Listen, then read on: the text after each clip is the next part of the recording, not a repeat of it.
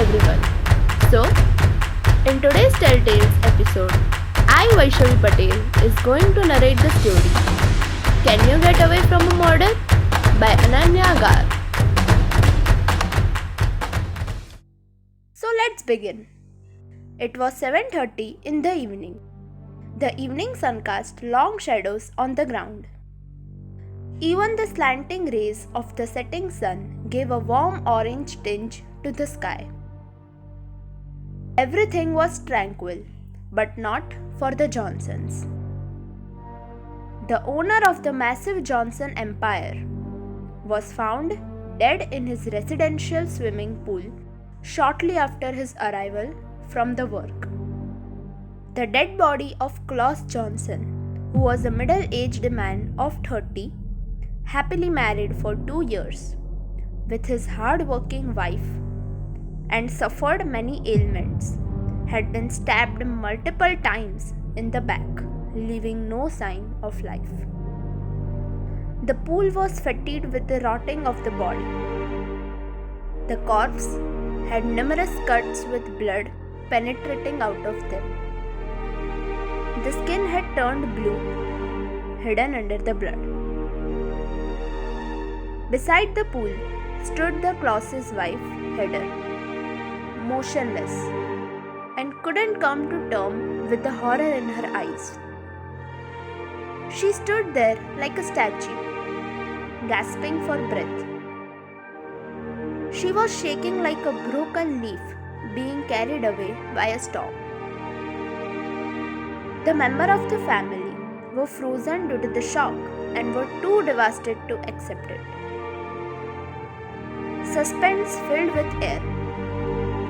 Every single person was seen to be as guilty as other. The atmosphere was chilling because there was a killer at loose.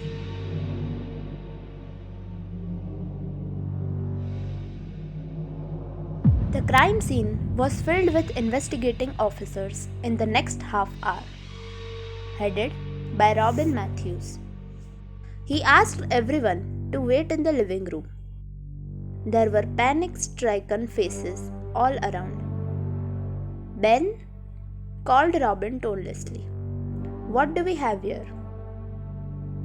"Sir, the victim is Claus Johnson, the CEO of Johnson Cements. He died due to multiple stabs in the back. Murder weapon not found on the crime scene. He was last seen by his assistant Rosa when he headed to his room after returning from the office at 7 p.m. It doesn't seem to be a burglary. At his mobile phone and wallet are beside the pool," said Robin. "Also, we found a note underneath his champagne glass, made with newspaper clipping. Take a look." Robin opened the crinkled white sheet, which said, "He was supposed to be dead. Everyone couldn't care less about him. All wanted him out of their lives, dead. But I was damn bold enough, which could actually do it for real. Looks like a well-planned murder. Search the entire place for evidences and clues, and come up with the new leads. I want the telephone records of the victim as soon as I am done with taking the statements of all the people present at the time of murder," commands Robin.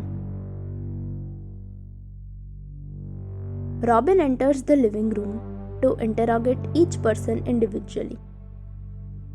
Victim's younger brother George, who was an alcoholic aged 24.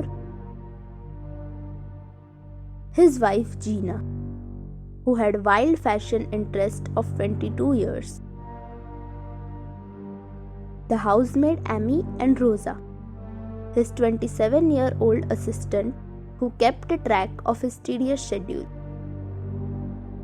The wife, who was at work when the accident took place, was inconsolable.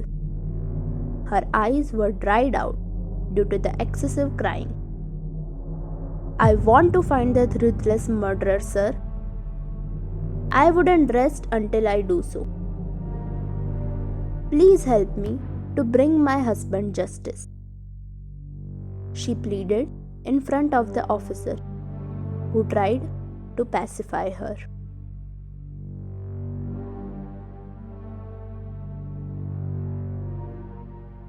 He started off with the maid Amy. "Where you were at the time of murder, and what were you doing?" asked Robin. "I was cleaning George's room after it had been installed with new wallpaper with Klaus's assistant, Rosa, who was supervising the work. We were there for about 2 hours and only came out to throw the trash to find Klaus's lifeless body in the pool. Although Klaus never increased my salary and made me do one task after another. But I wouldn't kill him just for that," replied Amy. Next was Gina, George's wife. She claimed to be collecting mails from the mailbox outside the house when she heard Rosa and Amy scream and rushed to the poolside. Next was the assistant Rosa. "Where were you at the time of murder?" asked Robin. "I was sent to the house by Klaus early so as to take a look of the new wallpaper and suggest any changes, if any. I was with Amy the whole time in the room and only came out to take at the trash and found Klaus dead in the pool. He always scolded me for petty things and was very bossy and even called me crappy names. But that's how all the bosses are these days," replied Rosa. "Did you see anything suspicious around the house on your return?" asked Robin. "Yeah. Gina was searching the mailbox even though she got her mails on Sundays." Then the troubled brother, George. "Where were you at the time of the murder?" asked Robin. "I was in my room watching television after I had returned from the bar at 5 p.m., replied George. "Did you see anyone running from the scene of near the house?" No one was there at that time." Robin immediately took George into custody. He had lied about being in his room at the time of crime, as the room was being cleaned after the wallpaper installation. The question was, why? "Where were you?" asked Robin angrily, but George wouldn't open his mouth. Finally, after 1 hour of stressful interrogation, he finally cracked and told he was in the meeting room with Johnson Cement's rivals, Rivera Cements, signing a deal and joining their company as a secret partner who would be working for them as a spy in Johnson Cements. But he also claimed that he had no connection with his brother's murder. He sure was petrified about his brother finding out this, but was ready to take that risk, as he was done with Klaus always labeling him as a shameless and spoiled man who was good for nothing. He sure looked guilty at this point, but Robin had to find solid evidence to put him behind the bars. The telephone record of the victim came in. Robin was scrutinizing the records and found something peculiar about them. There was one phone number which appeared in the record multiple times. It also seemed that Klaus was talking to this person regularly and for a long duration of time. He straight away ordered the tele department to trace the location of this mobile user. Meanwhile, the victim's wife Heather had entered into a psychotic reign. She couldn't stop thinking about Klaus, constantly weeping and beyond consolable. She had entered into a new stage of misery. She wouldn't eat anything or leave her room, just stared at her husband's photo all day long. The phone's location led the investigators to an abandoned place with a semi-constructed building. It was no sign of a living soul around the location. Robin walked up to the building and tried to open the door, which made a creaky sound. He pulled his gun out and started walking up the flight of stairs. It was dusty all around, and the place had a damp smell. On the first floor, there was a person sitting with a laptop. He looked like a 25 years old man, rightly dressed up. He seemed to have a sophisticated personality and a hint of curiosity on his face. Robin immediately confronted the man with his gun, pointing at him. He was straight away taken into custody for interrogation. He seemed to have no fear of getting arrested. This looked peculiar to Robin, and thus he decided to interrogate him personally. Robin took his statements and let him go. He headed straight away to the Johnson mansion. But why?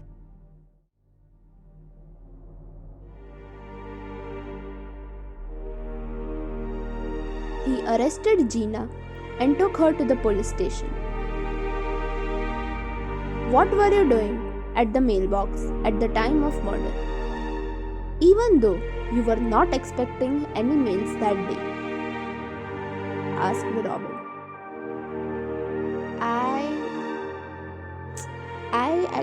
I stuttered Gina. Let me tell you. You were snooping in Klaus's mail that he was expected to receive from the private investigator that he had hired to keep a track of you, as he suspected you were cheating on his brother. The investigator collected evidence against you and had mailed the photos to Klaus. Of course, you made sure that he never received those mail and killed him. Also, you got rid of all the evidence so that you could not raise any suspicions on you, said Robin with determined eyes. Gina started shivering from head to toe. Her face became pale. She couldn't stop sobbing. I didn't kill him. It's true that I was looking for the mail to get rid of it so that no one found out my truth. But I sure didn't kill him, pleaded Gina. But now, there was a new problem that faced the Johnsons. Heather's health had deteriorated to the extent that she passed out for 3 hours straight. She was taken to a family doctor who diagnosed her with a critical heart condition and insisted the family to take her to America to a cardiac specialist as soon as possible, or else her life would be at risk. She appeared to be as skinny as ever. Even her bones had started to show and seemed to have no energy in her. She had booked a flight to America for the same night. It was 8 at night. Here, Robin at his house was in deep thought, unable to shake off the feeling of failure and disappointment. He was puzzled, and his mind no longer could think strategically. He went through each of the clues again and again, but failed to find any new leads. The sub-inspector approached Robin with the forensic reports of the victim. He handed over those to Robin at his house and left. He opened the papers. He couldn't believe his eyes. There was a shocking revelation about the case. It claimed that Klaus died not of stabbing in the back with a sharp object, but of overdosage of a diabetic supplement, which in turn led to blockage in his heart after 15 minutes of consumption and resulted in his death in the pool shortly.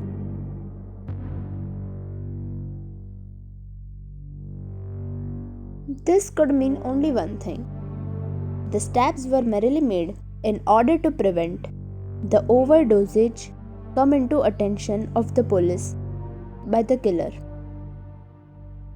The case was crystal clear for Robin. He grabbed Klaus's diabetic medicine that he had found in his room and started examining them. To his surprise, each capsule had twice the amount of the supplement that was prescribed. There could be only one person who could have done this. Who knew that Klaus would be taking the medicine before heading to the pool? He took out the letter he had found on the crime scene. It all made sense now. The killer's name was clearly visible in it. He was supposed to be dead. Everyone couldn't care less about him. All wanted him out of their lives, dead. But I was damn bold enough who could actually do it for real.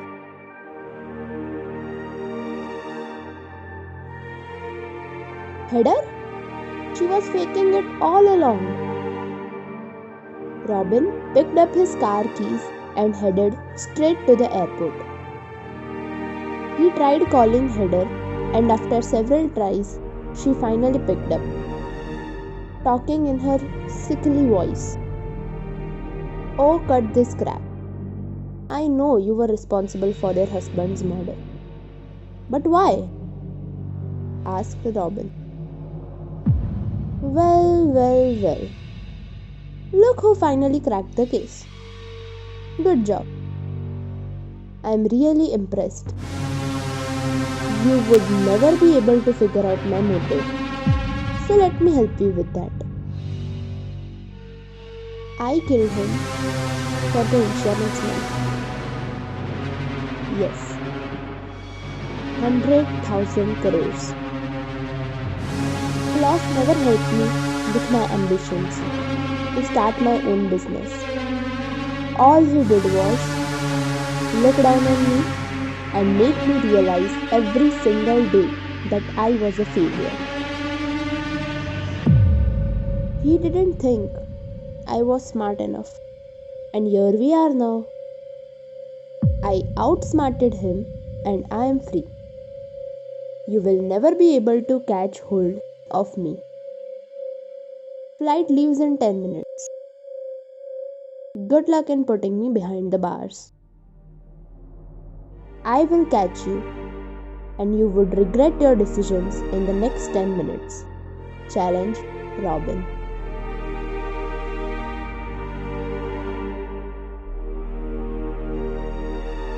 In the next 5 minutes, Robin was at the airport, rushing towards her flight. He was determined to get hold of her. Those 5 minutes seemed like ages. As soon as he reached the gate, he saw the flight take off in front of his eyes. A criminal had escaped and he could do nothing about that. He had been defeated. And that's how you get away with murder. All you need is a well thought plan, a deadly motive which would persuade you to cross any limits, and a bit of luck to dodge crime.